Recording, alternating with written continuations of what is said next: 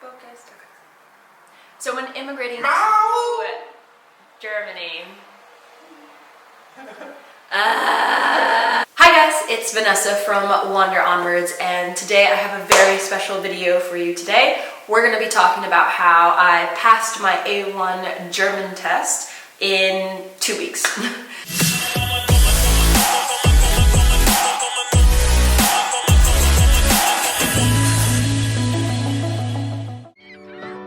For the last 6 years, I've been living in London with my German husband and Italian cat. Now, we've moved our entire lives to Germany, and I'm determined to fully integrate. I'm completely out of my comfort zone as a Mexican-American woman from California, but I hope this video will help anyone looking to move to Germany in the future.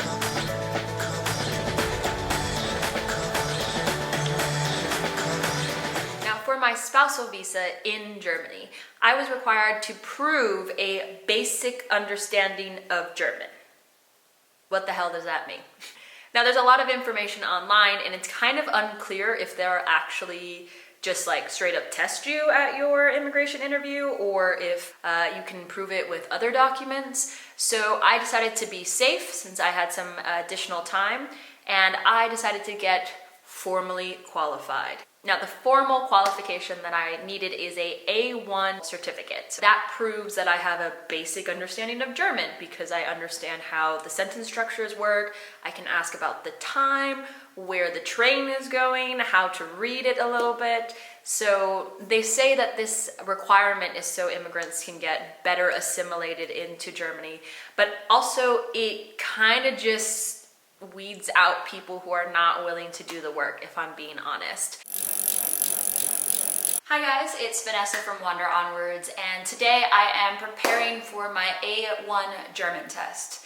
So what had happened was, I'm moving to Germany with my family. My husband Marcus is German.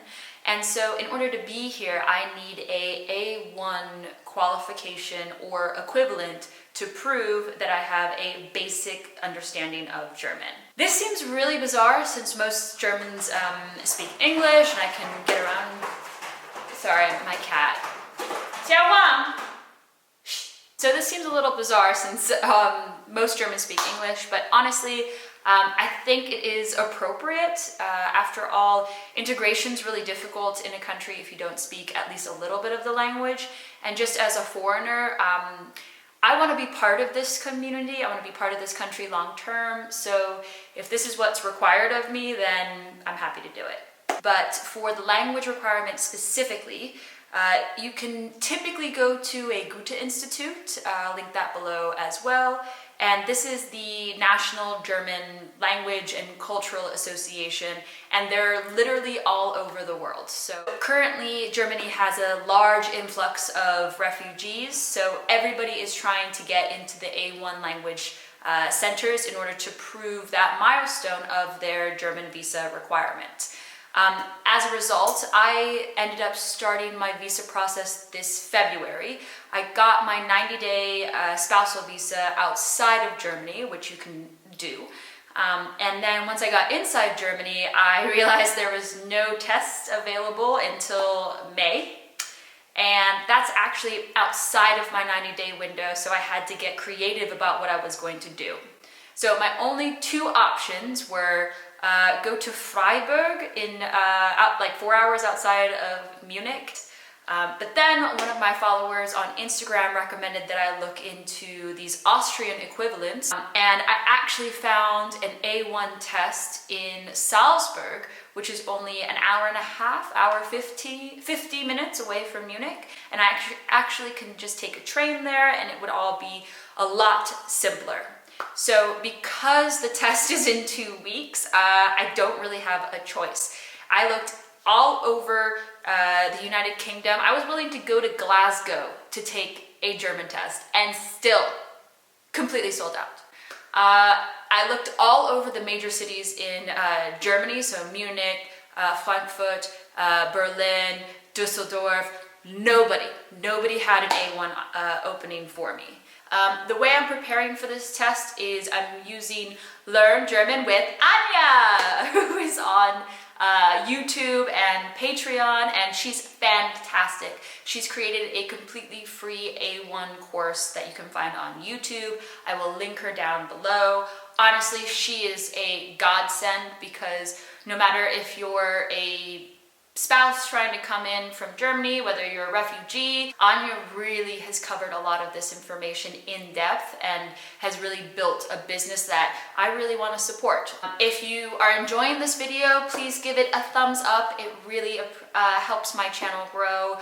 Leave a comment down below and I'd be happy to give you more information about the test, where I did it, how I prepared, and I'll be linking more videos about this gradual experience to get my visa in Germany as I go along. So let's talk about how the test is structured. So for the OSD examination, there are 4 sections. First, you have hören, or listening. Excuse all of my accents. You're going to be doing a listening activity, and the teacher is going to play a 60-second recording on a tape player from the past, and then you're going to have to order the scenarios from 1 to 6 or 5, and then there are several other activities where you need to listen and then write on a piece of paper what they're about, or the order that they're being said in. So the listening section is actually quite high stakes because the audio is only going to be played 1 time, as I found out. I thought it was 2 for some reason, so I sat there waiting and nothing happened. Don't be like me. It's played 1 time. You get 1 shot at this. And you're actually going to be given a separate paper to take notes on. So what I did was I wrote a small summary of whatever it is I was listening to and like the main words that I was able to pick out. And then I just continued to move on. And then after I was done with that, I assigned the letters to the numbers that it correlated with. And this ended up being quite advantageous because they never played it again. The way you can prepare for this section is you can go online and find various listening practice materials. Essentially, they'll play a recording and then you have to tick boxes based off of what you've understood, and just keep testing yourself over and over and over again, because there's kind of a methodology. Something is always happening in these activities. So you'll hear that Vanessa needs to take her cat to the vet at what time? So then you write down the time. Done. The second section is the lesen, which means to read.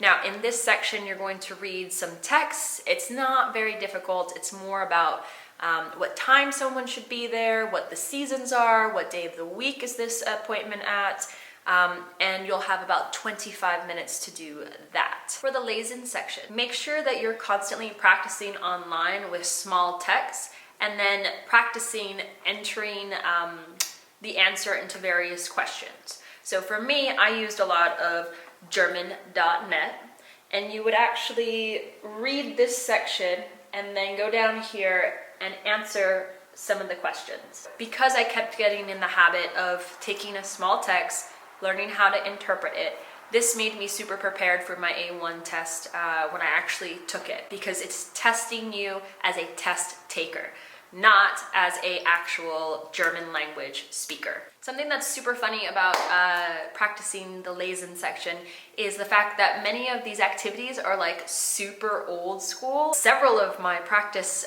lesen sections were like slut shaming and historically inaccurate conversation.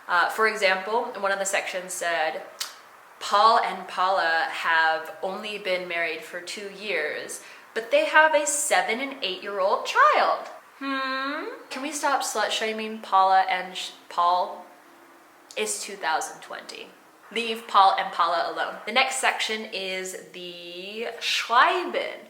So schreiben means to write, and in this section you're going to be given an email, and in that email your friend Laura, she wants to, I don't know, come learn German with you, and then you have to respond with the correct time, where she should meet you, what day that is, what she should bring, little details like that. Then finally, you have the sprechen section, which means to speak.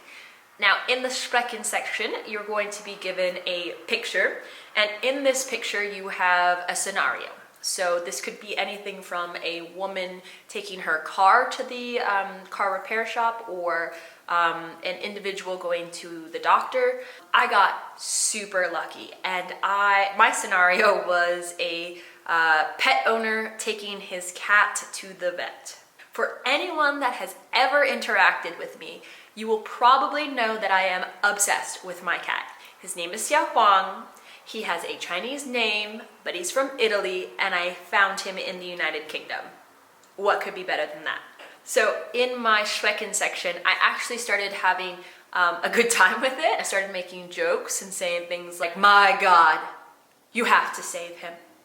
He's my best friend." And I could hear an audible laugh from the examiners because they started having a good time with me. And I genuinely think that's what pushed my test over the edge. So if you get lucky, you're going to get something that you're comfortable with.